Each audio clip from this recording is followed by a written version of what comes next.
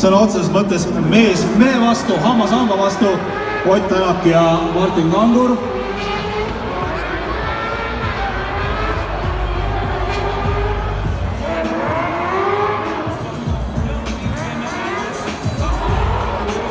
Millega pärast julgen arvata, et Oti jaoks on see võib-olla üks selline kõige olulisemaid sõite üldse, et määrab, et mis siis sinust selle rallipäeval edasi saab, sinu enda rallipäeval. Ja olen täiesti veendunud, et Martin Kangur tal elu lihtsaks ei tee.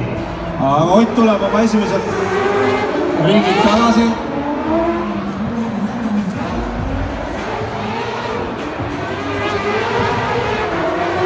Ja seda teeb ka Martin Kangur.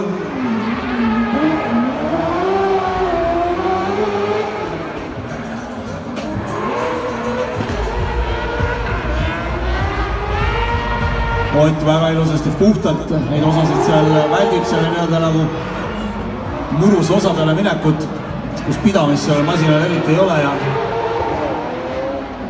paistab praegusel hetkel küll, et Ott võtab seda asja ikka väga tõsiselt ja ei mõlgu meeles ei midagi muud kui ikkagi oma nimelise rallipäeva võit, nii et selle sõidu võitja on Ott Tänak!